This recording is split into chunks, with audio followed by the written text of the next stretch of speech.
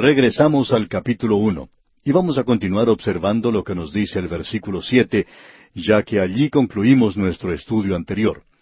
Permítanos recordarle, amigo oyente, que estamos observando aquí tres formas o maneras por medio de las cuales el hombre trata de tener comunión con Dios.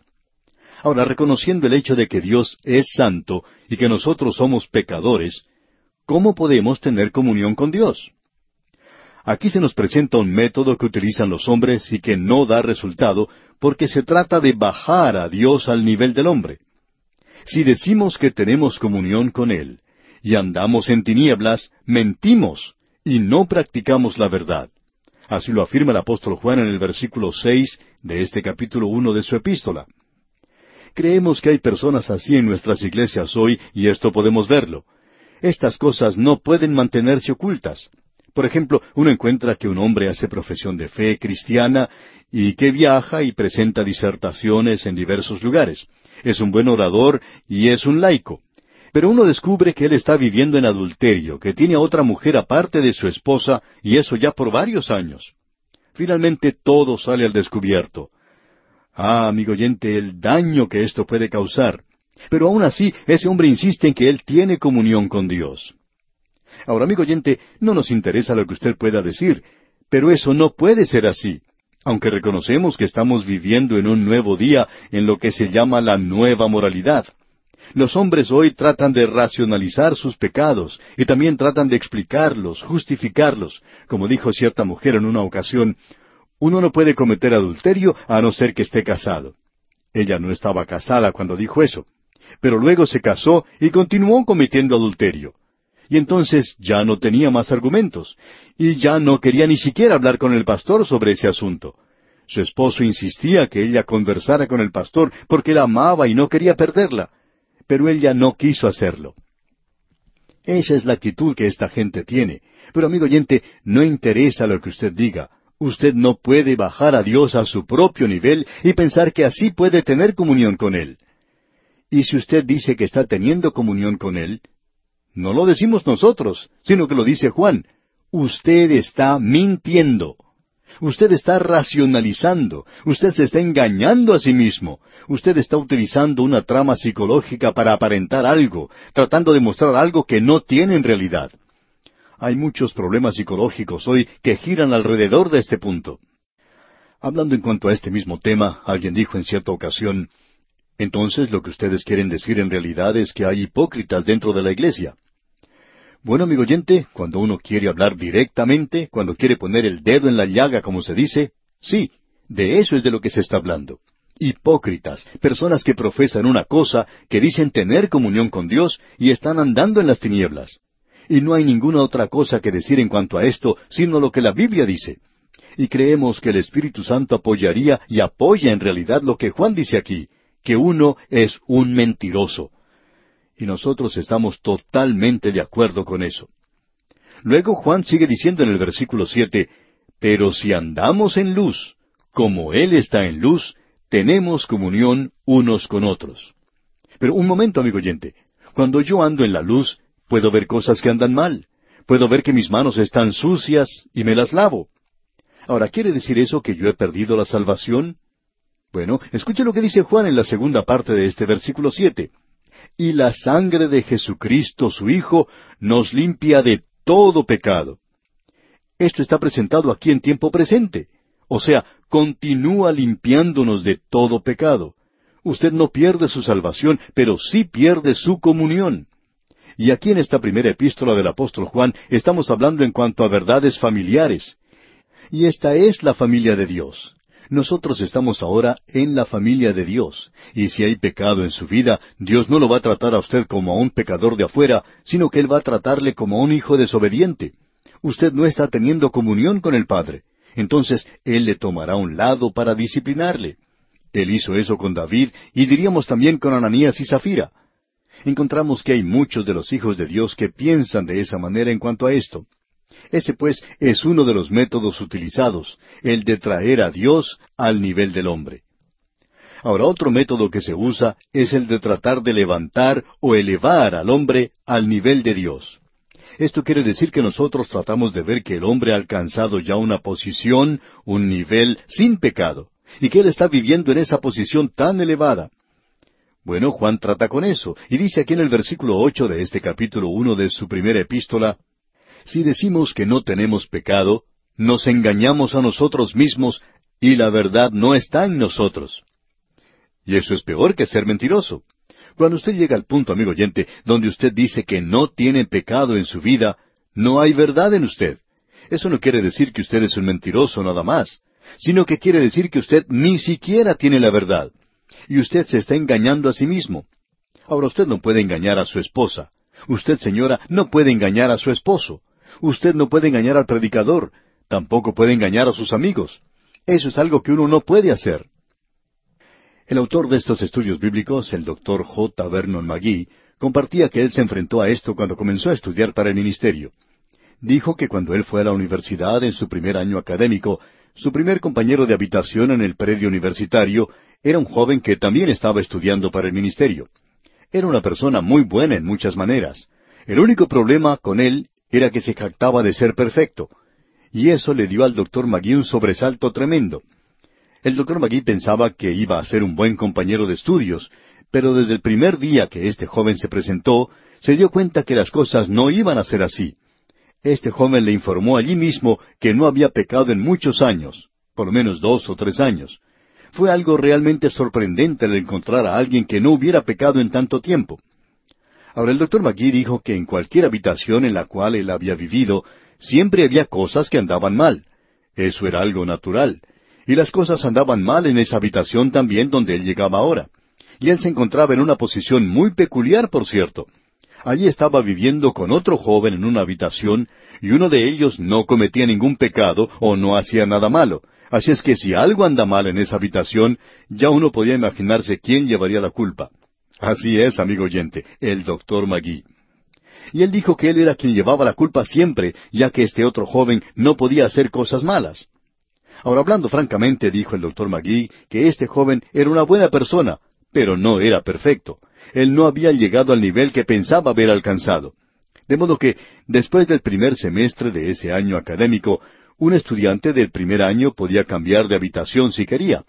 Así es que el Dr. McGee le dijo a su compañero de estudios que él iba a salir de allí y se iba a vivir a otro lado.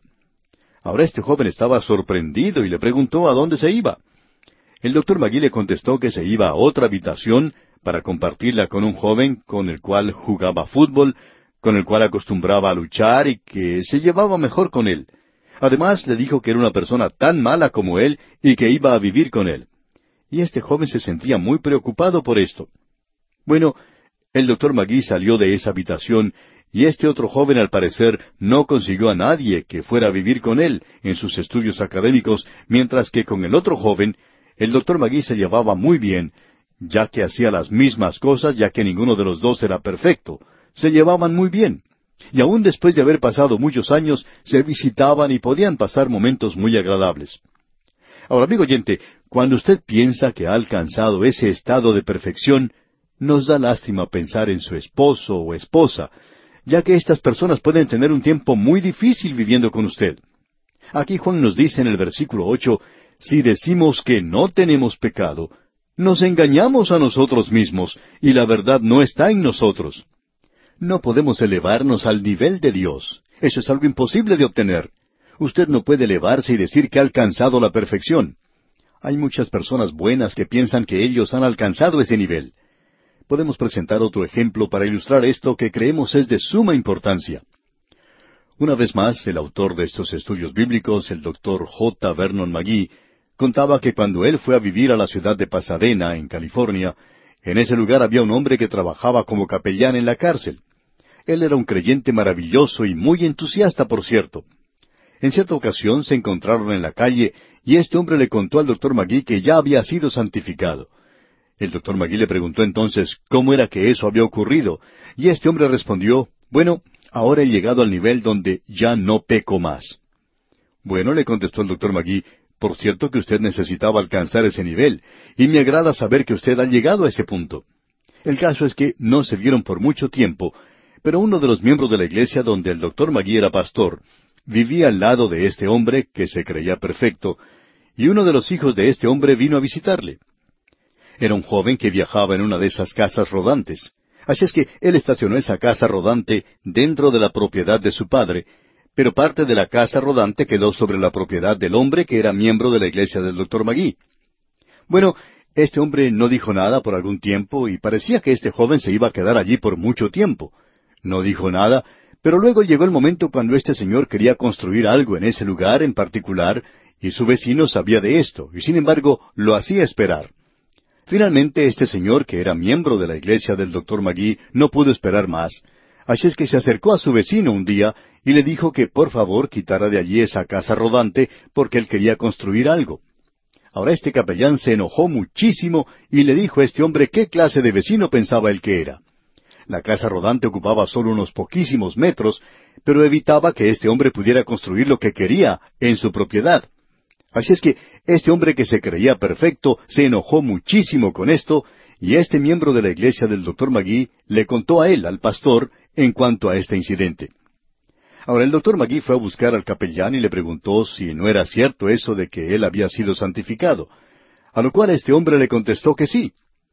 Bueno, le dijo el Dr. Magee, cuando uno es santificado, esto quiere decir que ha alcanzado un nivel de perfección, cuando ya no peca más. Y este hombre dijo que sí, que él lo había alcanzado. Entonces el Dr. Magee le contó lo que el vecino suyo había dicho en cuanto a la casa rodante, ya que este hombre se había enojado mucho y se había comportado de una forma no muy cristiana, por cierto. Y este hombre comenzó a querer dar excusas y dijo, bueno, creo que sí dije eso. Quizá me enojé un poco, pero eso no es pecado. Y el Dr. Magee le preguntó, si eso no es pecado, ¿qué es el pecado entonces?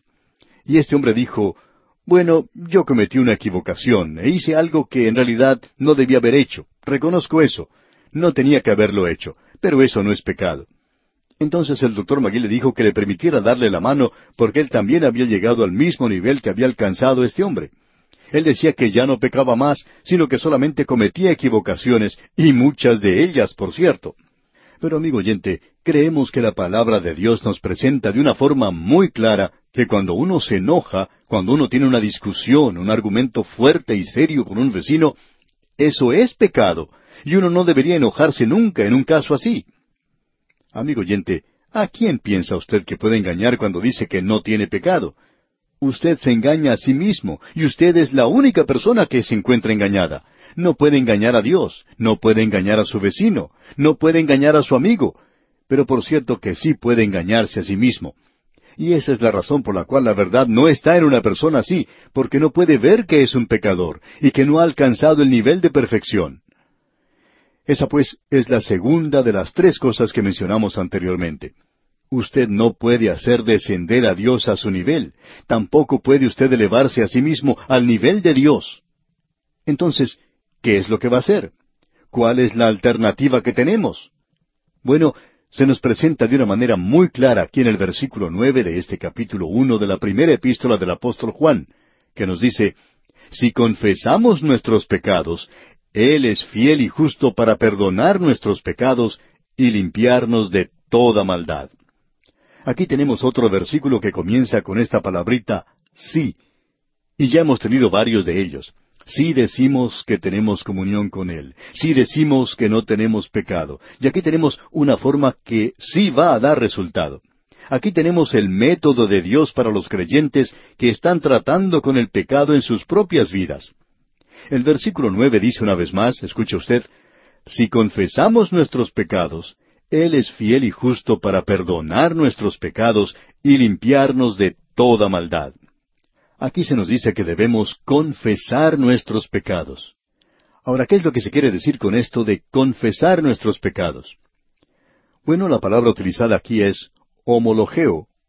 Ese es un verbo que se traduce como debemos decir la misma cosa. Usted debe decir la misma cosa. Ahora, decir la misma cosa, ¿qué significa? Bueno, usted dice la misma cosa que Dios dice. Dios dice que lo que usted ha hecho es pecado, que es pecado y que lo que usted debe hacer es irse al lado de Dios ahora y observar aquello que ha hecho. Usted tiene que ponerse de ese lado y Dios le señala a usted y le dice que usted ha pecado. Usted ahora tiene que decir, observándose a sí mismo, Señor, tienes razón, yo he pecado. Yo digo la misma cosa que el Señor dice y confieso mi pecado. Eso es lo que quiere decir si confesamos nuestros pecados. Y creemos que esta es una declaración que indica una de las grandes necesidades de la iglesia en el presente. ¿Puede recordar usted cuándo fue la última vez que escuchó a un hijo de Dios decir, yo he pecado, me he equivocado, he cometido algo malo? De vez en cuando se escucha a alguien decir eso. Quisiéramos presentar un ejemplo para ilustrar esto. Un hombre contaba en cierta ocasión que tenía muchos problemas. Se había divorciado de su esposa. Él había descubierto que ella le era infiel. Había perdido su hogar, había perdido su trabajo. Era una persona, por cierto, muy desanimada. Y él decía, yo quiero servir a Dios, pero he fracasado. Soy un fracaso completo. El pastor le dijo que no viniera a llorar ante él, sino que fuera y le dijera eso a Dios. Él quiere que uno haga esto, que uno le diga que ha fracasado, que ha cometido una equivocación. Debemos decirle a Él lo mismo que Él ha dicho en cuanto a eso, que uno quiere su ayuda y Él es su Padre. Usted pertenece a la familia de Dios. Usted ha perdido la comunión con Él, pero puede tener esa comunión restaurada, puede recobrarla. Y el versículo 9 nos alienta al decir, si confesamos nuestros pecados, Él es fiel y justo para perdonar nuestros pecados y limpiarnos de toda maldad. ¿Y qué es lo que Él hace entonces? Él nos limpia. Eso nos demuestra lo que sucedió con el hijo pródigo. Cuando él regresó a su hogar, antes de ser vestido con ropa nueva, él tuvo que lavarse. Usted no va a pensar que el padre iba a colocar un vestido nuevo sobre un cuerpo tan sucio como el que tenía el hijo al haber vivido en esa pocilga. No, primero él hizo que se lavara. En el mundo romano, ellos se preocupaban mucho por la limpieza, y este joven tuvo un buen baño, él fue limpiado muy bien, y luego fue vestido con un vestido nuevo. Y luego no fue y le dijo a su padre, papá, creo que me voy de nuevo a vivir en una provincia alejada y terminar de nuevo en la pocilga.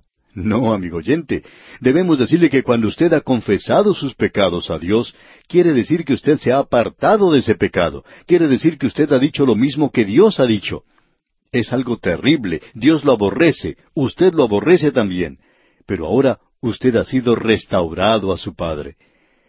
El apóstol Juan concluye en el primer capítulo diciendo en el versículo 10, si decimos que no hemos pecado, le hacemos a Él mentiroso, y su palabra no está en nosotros.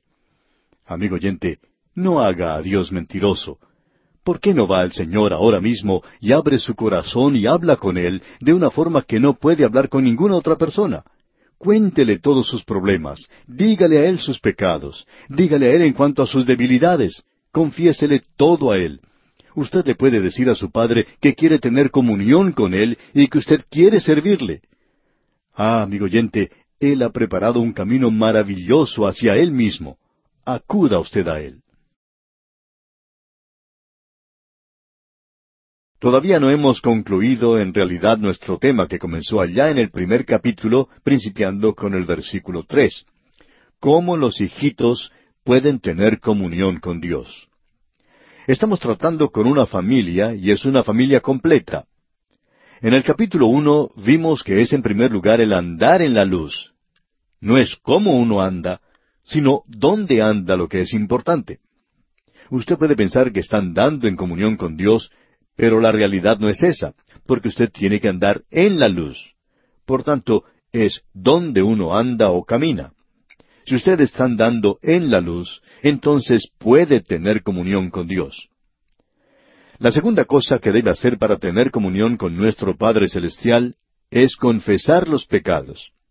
Cuando andamos en la luz, sabemos que la sangre de Jesucristo sigue limpiándonos de todo pecado. Pero también sabemos que hay imperfecciones en nuestra vida, ya que por eso es que nosotros confesamos nuestros pecados. Ahora, al llegar aquí al capítulo 2 de esta primera epístola del apóstol Juan, notamos en los primeros 2 versículos que se menciona el tercer asunto, y es el de la representación de Cristo. Al llegar allí, podemos ver ahora la conclusión de lo que comenzó allá en el versículo 5 del capítulo 1, cuando dijo, este es el mensaje. Bueno, este es el mensaje del Evangelio de la gracia de Dios, que toma a un pecador en camino al infierno y por medio de una sencilla fe en Cristo Jesús, le lleva a la familia de Dios. donde ahora son herederos y coherederos con Jesucristo. Es una relación con el Padre la que es de suma importancia. Al comenzar aquí este capítulo 2, nos damos cuenta que en el versículo 1 dice lo siguiente: Hijitos míos, estas cosas os escribo para que no pequéis, y si alguno hubiere pecado, abogado tenemos para con el Padre, a Jesucristo el justo. Hijitos míos, dice aquí, estas cosas os escribo para que no pequéis. Detengámonos aquí por un momento. Él nos está escribiendo estas cosas porque Dios no quiere que sus hijos pequen. Y Él ha hecho una provisión amplia y adecuada para que nosotros no pequemos. Pero nuestra entrada en esto es algo muy imperfecto. Aunque Él ha provisto una entrada perfecta, nosotros nunca entramos perfectamente a causa de nuestra imperfección. Ahora, la primera frase de este versículo podría ser traducida de la siguiente manera: Hijitos míos, estas cosas os escribo para que no lleguen a pecar. Él no dice que nosotros no podemos pecar, sino que no lleguemos a pecar, porque Dios quiere que nosotros andemos de tal manera que sea una forma agradable a Él, y algo que hagamos en obediencia a Él. Lo que tenemos aquí entonces en el capítulo anterior y en este capítulo, en estos dos primeros versículos, es cómo nosotros podemos tener comunión con el Padre. Esta es una verdad de familia, y la razón por la cual hemos enfatizado esto es porque hay tal énfasis presuntuoso en el presente en lo que ha sido llamado desmintiendo la verdad, y es el mensaje de Efesios. Y es algo grandioso y está bien enfatizarlo, porque aparentemente hay gran cantidad de personas que no parecen saber mucho en cuanto a esto, pero necesitan avanzar un poquito más adentro de esta verdad de familia. Y esto quiere decir que nosotros no somos solamente un cuerpo, sino que debemos funcionar como una computadora cuando uno programa a cierta persona, y tenemos tanto de esto hoy, que uno sigue cierto rito, una regla, y si usted ha sido programado correctamente, entonces al terminar el día piensa que ha logrado algo. Tenemos mucho de esto que ocurre en las iglesias, y nosotros seguimos este pequeño rito y nos sentimos bien. Pensamos que hemos sido capaces de lograr algo cuando hemos vivido según ese pequeño rito. Pero amigo oyente, aún así nosotros podemos estar andando fuera de la comunión con el Padre, y entonces no habrá gozo en nuestras vidas. ¿Por qué? Bueno, porque nosotros debemos reconocer que estamos en una familia, y en esta familia existe una relación que es muy importante, y debemos tener comunión con el Padre, con nuestro Padre Celestial. Por tanto, la verdad de familia es algo muy importante. Esta palabra que encontramos aquí comenzando con este versículo, hijitos míos, es también una palabra muy importante. También eso puede ser como niñitos míos. Estas cosas os escribo para que no pequéis. Muy pocos de nosotros hemos alcanzado ese nivel tan exaltado. En realidad nunca nos hemos encontrado con alguien que haya llegado a ese nivel tan elevado. Uno escucha hablar de él, pero nunca nos hemos encontrado con alguien que pensáramos haya alcanzado ese lugar de una perfección sin pecado. Esto nos hace recordar de una historia un poco extravagante que se cuenta de cierto hombre que estaba pronunciando un discurso. Él estaba enfatizando el hecho de que nadie es perfecto. Finalmente, él, sintiéndose muy elocuente y dramático, dijo: ¿Hay alguien aquí que haya visto alguna vez a un hombre perfecto? Nadie contestó nada, con excepción de un pequeño hombre que levantó su mano tímidamente, y entonces el orador le preguntó: ¿Conoce usted a un hombre que sea perfecto? Y este hombrecito se levantó y dijo: Bueno, yo no conozco a alguien así, pero he escuchado hablar mucho de él. El orador entonces le preguntó: ¿Quién era ese hombre? Y el hombrecito respondió: Es el primer esposo de mi esposa. Amigo oyente, estamos seguros de que él había escuchado hablar mucho de ese otro hombre. Ahora, lo que en realidad queremos destacar es que no hay ninguno de nosotros que haya alcanzado esa posición tan elevada. Cierto orador hace algunos años contaba la historia de una familia que iba a hacer un viaje por un par de días. Ellos tenían una niña pequeña en la familia y no querían llevarla en ese viaje. Así es que la dejaron con unos vecinos, y esos vecinos también tenían 4 muchachitos. De modo que, cuando esta familia regresó de su viaje y volvieron a llevar a su niña a casa, La niñita le dijo a su padre, «Papá, había 4 jovencitos en la casa donde yo estuve cuando ustedes viajaron». Y el padre le contestó que sí, que él sabía eso. Y la niña dijo, «Papá, ellos tienen un altar familiar todas las noches». Y el padre respondió, «Ah, eso es muy bueno». La niña continuó, «Bueno, todas las noches el padre de los muchachitos ora por ellos». Y el padre de la niña contestó, «Pues eso es muy bueno, y me alegra enterarme de eso». Y la niñita continuó hablando y dijo, «Él ora, papá, que Dios haga de ellos muchachos buenos, de que ellos no vayan a hacer nada malo». Y su papá le dice, «Bueno, eso está muy bien». Ella estuvo callada por un momento, y luego dijo, «Pero papá, Dios no lo ha hecho todavía». Amigo oyente, pensamos que la mayoría de nosotros, si somos honestos con nosotros mismos, tenemos que decir, «Bueno, Dios no lo ha hecho todavía. No hemos alcanzado aún ese nivel tan elevado». Así es que Juan está diciendo aquí, «Hijitos míos, mis pequeños niños, estas cosas os escribo para que no pequéis, para que no pequen continuamente». Dios no quiere que nosotros vivamos en el pecado. Vamos a ver más adelante que Juan nos va a decir, todo aquel que es nacido de Dios no practica el pecado. No vamos a entrar en eso ahora, pero notemos que dice que no practica el pecado, o sea, no vive en el pecado. El hijo pródigo se levantó y salió de la posilga. Él nunca se quedó allí. ¿Por qué? Porque es un hijo. Pero también necesitamos reconocer que la Escritura nos dice, «Ciertamente no hay hombre justo en la tierra que haga el bien y nunca peque». Puede usted comprobarlo allá en Eclesiastés capítulo 7, versículo 20. Ahora usted y yo podemos decir, «Bueno, no creo haber hecho algo realmente malo». Pero, ¿qué en cuanto a hacer el bien? Recuerde, amigo oyente, que hace poco tiempo estuvimos estudiando la epístola de Santiago. Y allí vimos esto en el capítulo 4, versículo 17. «Al que sabe hacer lo bueno y no lo hace», ¿qué dice? «Le es pecado».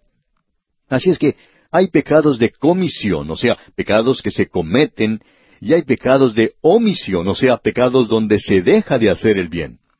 Usted y yo, amigo oyente, debemos andar en la luz.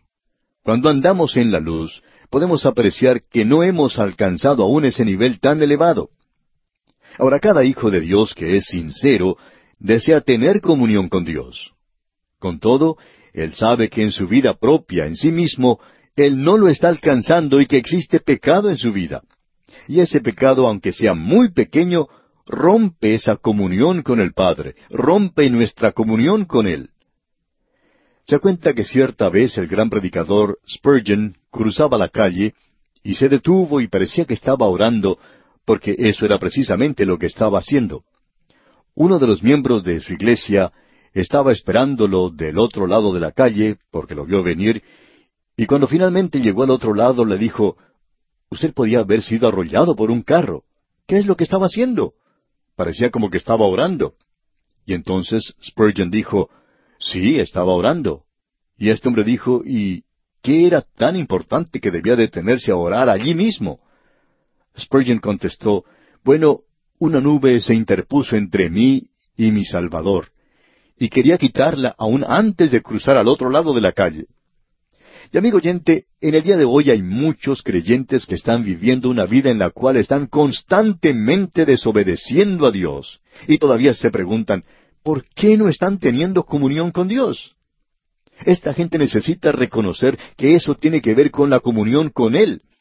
Esto no quiere decir que uno ha perdido la salvación, porque en la próxima frase de ese versículo, Juan dice, «Y si alguno hubiere pecado, abogado tenemos para con el Padre a Jesucristo el justo». Ahora debemos notar lo siguiente, que Él no es un abogado para con Dios, sino para con el Padre. Él es aún nuestro Padre, aun cuando pecamos. Por tanto, debemos reconocer que nuestra salvación descansa sobre lo que Cristo ha hecho por nosotros. Y eso es concluir su obra, como dice el apóstol Pablo en su epístola a los Filipenses, capítulo 1, versículo 6. «Estando persuadido de esto, que el que comenzó en vosotros la buena obra, la perfeccionará hasta el día de Jesucristo».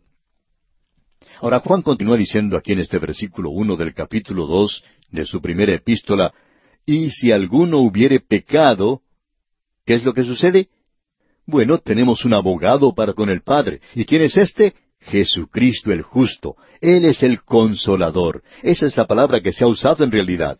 Se dice también eso del Espíritu Santo. Él es nuestro consolador aquí en la tierra, y Cristo es nuestro consolador allá en el cielo. Ahora, esta es una expresión legal. Tiene que ver con el asunto del pecado como creyentes, porque cuando nosotros pecamos, tenemos un Padre Celestial maravilloso. Nosotros no perdemos nuestra salvación, pero hay alguien que quiere que nosotros la perdamos, y ese es Satanás. Y se nos dice que Satanás es el acusador de los hermanos. Allá en Apocalipsis capítulo 12, versículo 10 leemos, Entonces oí una gran voz en el cielo que decía, Ahora ha venido la salvación, el poder y el reino de nuestro Dios y la autoridad de su Cristo, porque ha sido lanzado fuera el acusador de nuestros hermanos, el que los acusaba delante de nuestro Dios día y noche.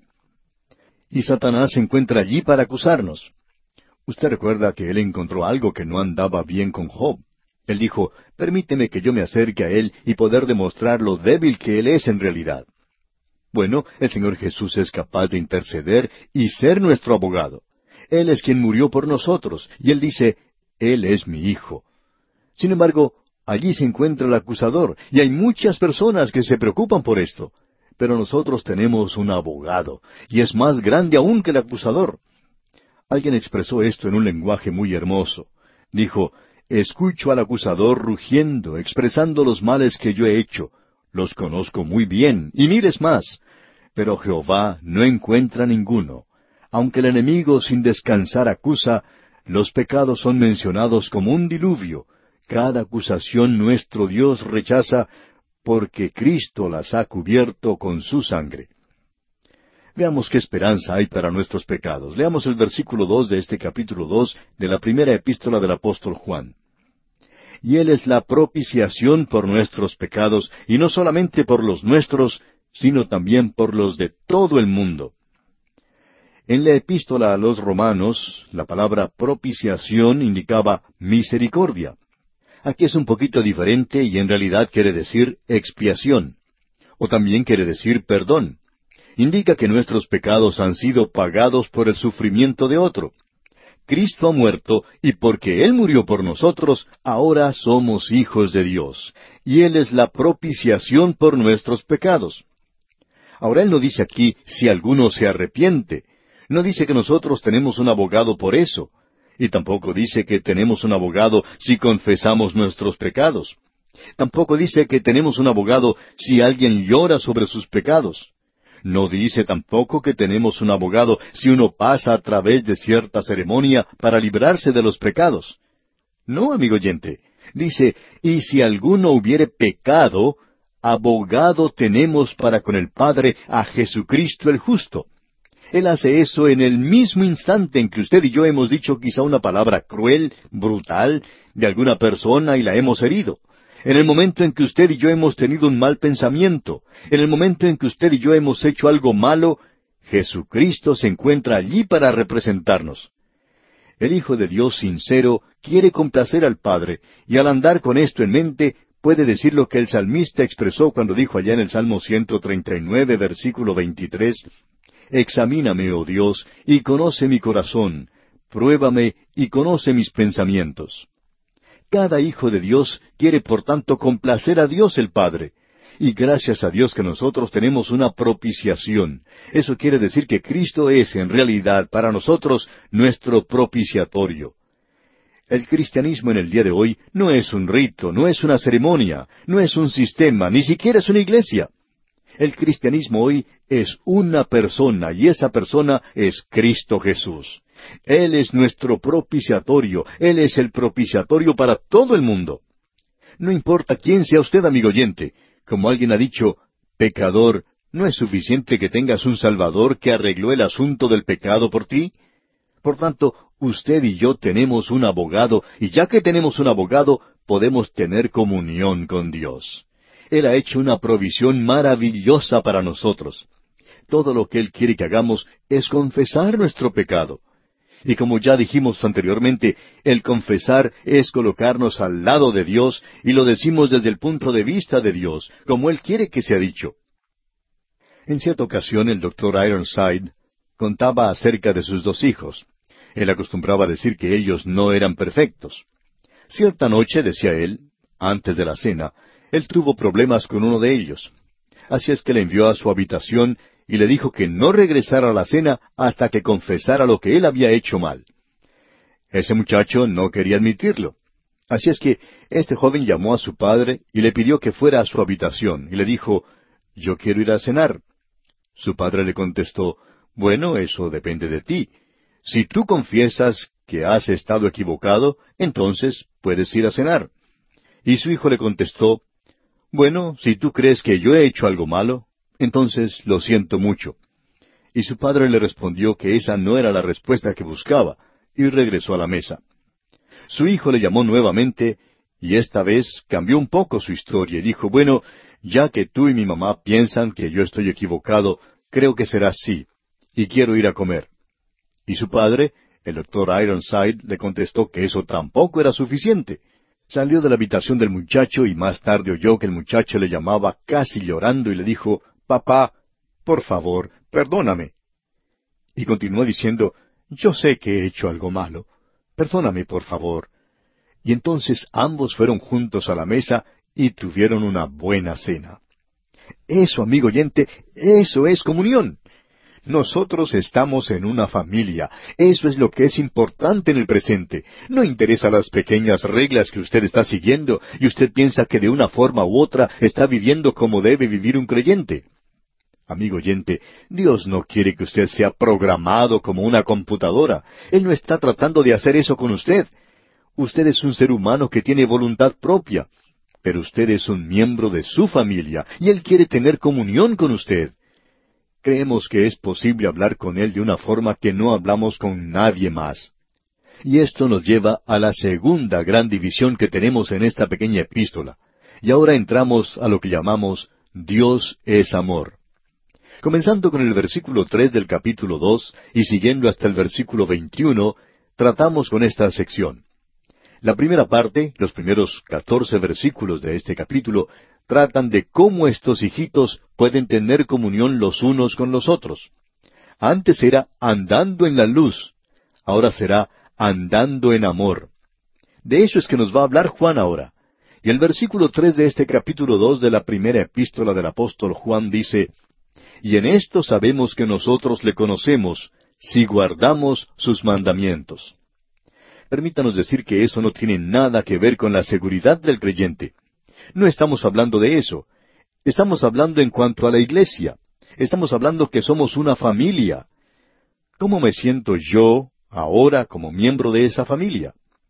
Yo puedo ser un hijo de Dios, puedo encontrarme en un lugar alejado, pero queremos sentarnos a la mesa con el Padre. ¿Cómo podemos tener esa seguridad?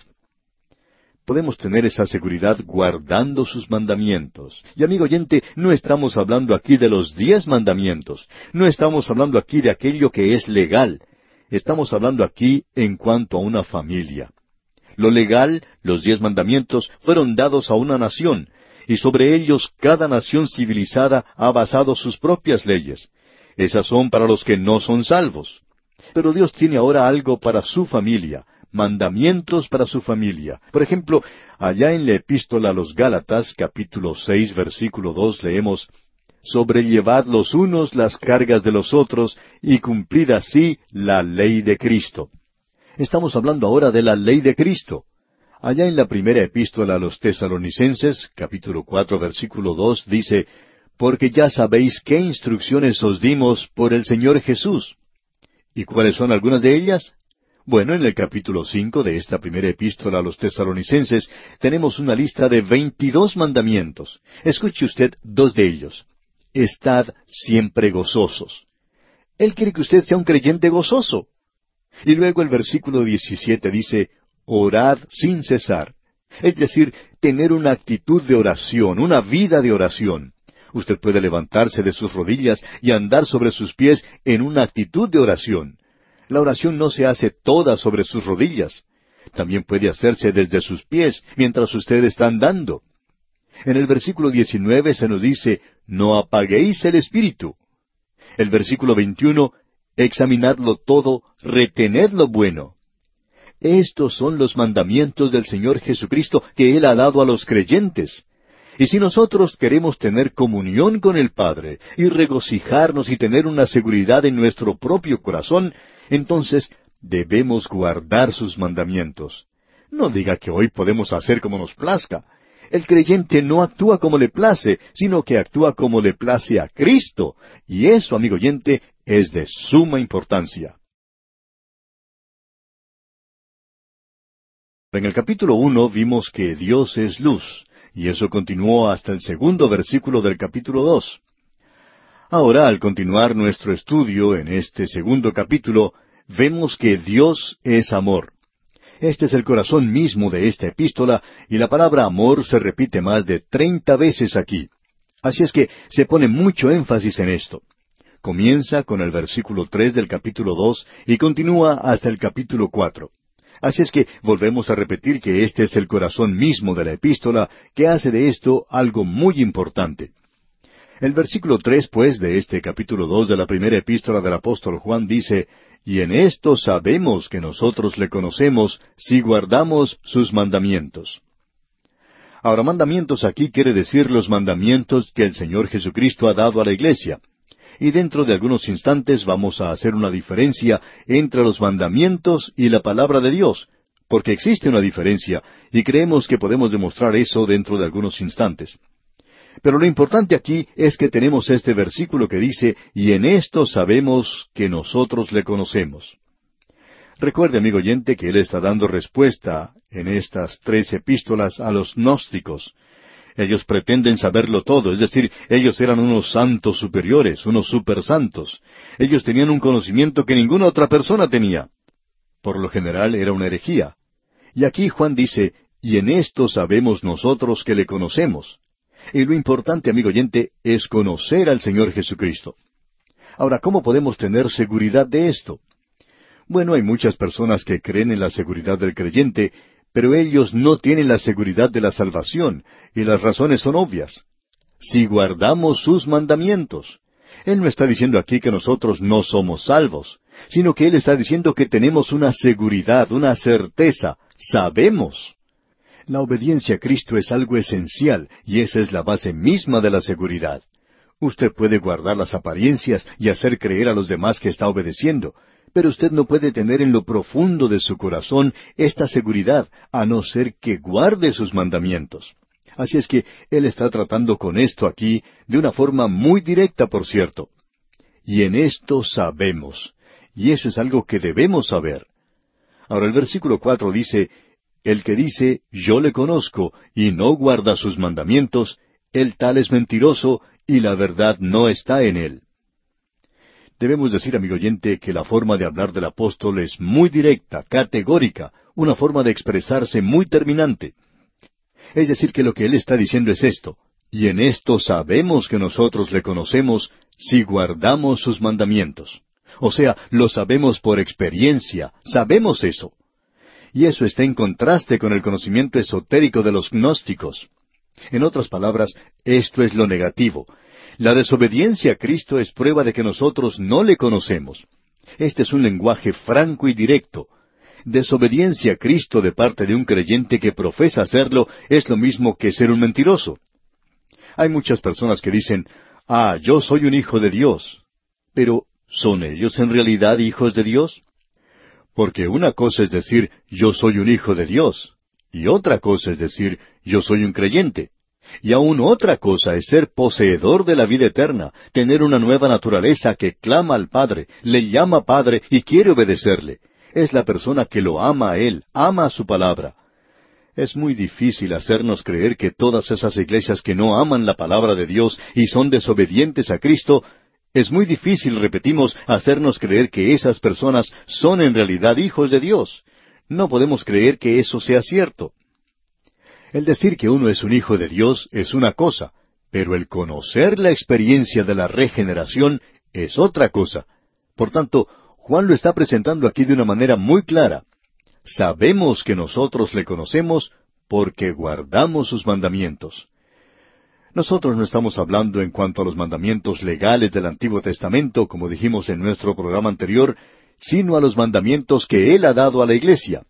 Y si un hijo de Dios no tiene amor para esos mandamientos, él se encuentra en hiel de amargura y en prisión de maldad, como dice la Escritura allá en el libro de los Hechos, capítulo 8, versículo 23. El Señor Jesucristo, cuando Él estuvo aquí en la tierra, dijo, «Yo siempre hago las cosas que complacen al Padre». Bueno, yo no puedo decir eso, pero puedo decir, «Yo amo complacerle a Él y he dedicado mi vida a eso». Me doy cuenta que a veces fracaso en alguna de esas cosas, pero quiero complacerle, tengo ese deseo. El que cree en el Hijo tiene vida eterna, pero esto corrobora su fe cuando él es capaz de conocer en su propio corazón y decir, yo amo hacer la voluntad de Dios. El hombre natural nunca quiere hacer la voluntad de Dios. Juan lo dice de una manera muy directa, por cierto, cuando expresa, el que dice, yo le conozco, y no guarda sus mandamientos, el tal es mentiroso. No somos nosotros los que decimos esto, amigo oyente, sino es Juan que lo está diciendo. Y Juan le puede decir a usted que fue el Espíritu Santo quien le impulsó a decirlo. Y la verdad, dice Juan, no está en él. Leamos juntos los versículos 4 y 5 de este capítulo 2 de la primera epístola del apóstol Juan, que dicen, el que dice, yo le conozco, y no guarda sus mandamientos, el tal es mentiroso, y la verdad no está en él. Pero el que guarda su palabra, en éste verdaderamente el amor de Dios se ha perfeccionado. Por esto sabemos que estamos en Él. Queremos hacer una diferencia ahora que presentan muy pocos expositores. Creemos que existe una diferencia entre la palabra de Dios y los mandamientos de Dios. Ahora alguien quizá nos llame la atención y nos diga que los mandamientos son la palabra de Dios. Bueno, los mandamientos son la palabra de Dios, pero la palabra de Dios no son los mandamientos. Es mucho más que eso. Y esperamos que usted vea la diferencia, amigo oyente. Hay mandamientos que se encuentran en la palabra de Dios, pero la palabra de Dios no son los mandamientos. Por tanto, lo que aquí tenemos es una porción de los mandamientos y de la voluntad de Dios. En la palabra de Dios, usted tiene su revelación completa para nosotros en cuanto a su voluntad para nuestra vida. Por tanto, aquí tenemos esta diferencia. Ahora, el Señor Jesucristo dijo allá en el capítulo 14 del Evangelio según San Juan, versículo 15, si me amáis, guardad mis mandamientos. Y en el mismo capítulo 14 de Juan, versículo 23, dice, el que me ama, mi palabra guardará. Ahora, ¿cuál es la diferencia aquí? Bueno, creemos que podemos decirlo de la siguiente manera, presentando una ilustración hogareña. Algunos la han usado en una forma diferente, pero permítanos presentarlo de la siguiente manera. Tenemos a un jovencito en un hogar y en un lugar del campo. Su padre es un agricultor. Él le dice a su hijo cuando éste está saliendo para la escuela, «Hijo, cuando regreses de la escuela hoy, quiero que vayas a cortar algo de leña y quiero que la pongas en la parte trasera de la casa para que tu madre pueda recogerla y hacer fuego para cocinar y para calentar la casa». De modo que cuando el joven regresa de la escuela, él obedece a su padre. El mandamiento de su padre es que corte leña. Entonces el joven sale por 1 o 2 horas y corta leña después de haber regresado del colegio. Luego él pasa algún tiempo trayendo esa leña y colocándola en la parte trasera de la casa. Luego el padre le dice al hijo, cuando regrese de trabajar en el campo, voy a ordeñar la vaca. Cierto día el padre dice, bueno, hoy no me siento muy bien. Luego, cuando se levanta de la mesa, él dice, me siento tan mal que no creo que voy a salir a trabajar al campo hoy. Pero él sale a hacer su trabajo. Cuando el joven regresa de la escuela, él tiene que obedecer ese mandamiento de ir a cortar leña. Así es que él va y corta la leña. Él sabe también que su padre está enfermo y que no se siente con fuerzas como para ir a ordeñar la vaca. Así es que este joven sale y también ordeña la vaca. Ahora, a él no se le había mandado a hacer eso. Él lo hizo porque ama a su padre. Ahora, un hijo de Dios, amigo oyente, quiere obedecer no solo los mandamientos, sino que también quiere obedecer la palabra de Dios. Es decir, que él quiere complacer al Padre en todo lo que hace. A veces uno recibe cierta impresión de algunos creyentes por la forma en que hablan. Ellos dicen, ¿cuánto puedo alejarme en mi conducta y aún continuar siendo un creyente?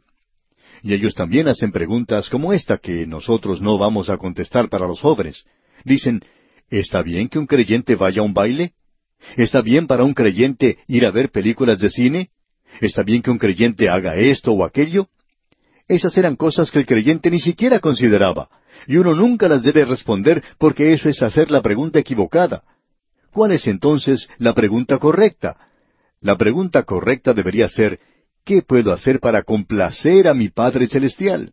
¿Qué puedo hacer para complacer a Cristo? Amigo oyente, un hijo de Dios quiere complacerle, no quiere vivir al margen de la vida cristiana. Hay creyentes que quieren hacer todo cuanto les sea posible. Sabemos de algunos creyentes hoy que piensan que son tolerantes, liberales, de miras muy amplias. Ellos tienen que beber vino y cerveza para demostrar que ellos son tolerantes y piensan que uno no lo es. Bueno, debemos decirle, amigo oyente, que eso no es asunto de decir si está bien o está mal. Y esperamos que usted se encuentre por encima de esta posición hoy. Nuestra posición hoy es donde uno dice, yo quiero complacer a mi Padre Celestial. Yo quiero hacer las cosas que le complazcan a Él, que le traigan gozo a su corazón y gozo a mi propia vida. Y yo puedo tener comunión con Él. Eso es lo que se debe hacer y debemos hacer eso en base al amor. Nosotros le amamos a Él y queremos guardar sus mandamientos. Él dice, el que me ama, mi palabra guardará. Eso es ir un poco más allá de guardar los mandamientos nada más. Usted puede hacer algo extra. Hay muchas personas que se limitan a pecados que pueden cometerse y se olvidan en cuanto a pecados de omisión. Y quien sabe hacer lo bueno, dice la Escritura, y no lo hace, le es pecado. Hay muchas cosas que yo sé que puedo hacer, pero no las hago. Y porque no las hago, entonces eso revela el hecho de que yo estoy cometiendo un pecado de omisión. Y estas cosas son tan malas, creemos, como las otras. Veamos otra vez lo que dice este versículo 5 del capítulo 2 de la primera epístola del apóstol Juan, porque es de suma importancia. Pero el que guarda su palabra, en éste verdaderamente el amor de Dios se ha perfeccionado. Por esto sabemos que estamos en él. Aquí se nos dice, el que guarda su palabra. La palabra de Dios es perfeccionada en él. Él ya ha pasado los 10 mandamientos. Él quiere complacer a Dios. Y eso es lo que un hijo de Dios debería hacer. ¿Cuál es su actitud en cuanto al pecado? No en que usted peca, sino cuál es su actitud hacia el pecado. No me diga que usted no peca, porque sabemos que usted lo hace. Y aunque ni siquiera le conocemos, pero me conozco a mí mismo. ¿Y qué es lo que usted hace cuando peca? ¿Le hiere? ¿Le molesta a usted? ¿Le preocupa eso a usted? ¿Quebranta su comunión con el Padre? ¿Le provoca a usted clamar en la noche diciendo, oh Dios mío, me he equivocado, quiero regresar a ti y confesar lo que he hecho mal, quiero tener comunión contigo? ¿Es eso lo que usted hace? Amigo oyente, en base a ello, Él restaurará su comunión con nosotros. Así es como nosotros recibimos esa seguridad en nuestros corazones. Ahora el versículo 6 de este capítulo 2 de la primera epístola del apóstol Juan dice, el que dice que permanece en Él, debe andar como Él anduvo. O sea que el Señor Jesucristo es nuestro ejemplo. Nosotros no podemos hacer milagros, y hay muchas cosas que nosotros no podemos hacer que Él sí hizo. Pero por lo menos podemos anhelar el hacer la voluntad del Padre. Eso es lo que el Señor Jesucristo colocó en una posición superior en su corazón y en su vida. Así es que Él dice aquí que Cristo se manifiesta en el creyente cuando Él guarda la palabra de Cristo. Se oye mucho hablar hoy en cuanto a esa palabra dedicación o compromiso. ¿Quiere usted, amigo oyente, dedicar su vida a Cristo? ¿Se escucha tanto hablar de eso hoy? Pues bien, permítanos decir lo que significa aquí. La dedicación completa es el amor de Cristo. Y para amar a Cristo, dice Él, usted va a guardar su palabra. Es imposible hacer otra cosa. Usted quiere complacer a la persona que ama. Usted no quiere ofender a la persona que ama. Usted quiere complacerle. Esa es la razón por la cual de vez en cuando uno envía rosas a su esposa, porque uno quiere complacer a la esposa o a la persona que ama. Entonces, la pregunta no es si uno se ha dedicado a Cristo, sino que es el amor a Cristo lo que es importante. ¿Ama usted, amigo oyente, a Cristo? Llegamos ahora a un versículo que es muy importante, el versículo 7 de este capítulo 2 de la primera epístola del apóstol Juan. Leamos. Hermanos, no os escribo mandamiento nuevo, sino el mandamiento antiguo que habéis tenido desde el principio, Este mandamiento antiguo es la palabra que habéis oído desde el principio. ¿Cuál fue la palabra que habían oído desde el principio? Bueno, regresemos a observar esto por un instante. El principio aquí en la primera epístola del apóstol Juan es la encarnación de Cristo. Comenzó en Belén, se desarrolló en un taller de carpintería y luego por 3 años fue su ministerio, finalizando en una cruz, y no finalizando allí en realidad, porque Él fue colocado en una tumba y tampoco terminó allí, sino que resucitó al tercer día. Así es que tenemos aquí un mandamiento que regresa, indica que es un mandamiento que Él dio, y está diciendo, no estoy dando nada nuevo. Ustedes han escuchado esto desde el mismo principio. Si usted lee en el Evangelio según San Juan, capítulo 13, versículo 34, encontrará allí que el Señor Jesucristo está hablando. Y Él dice, un mandamiento nuevo os doy, que os améis unos a otros, como yo os he amado, que también os améis unos a otros. Y luego en el capítulo 14 del mismo Evangelio según San Juan, versículo 21 dice, el que tiene mis mandamientos y los guarda, ese es el que me ama, y el que me ama será amado por mi Padre.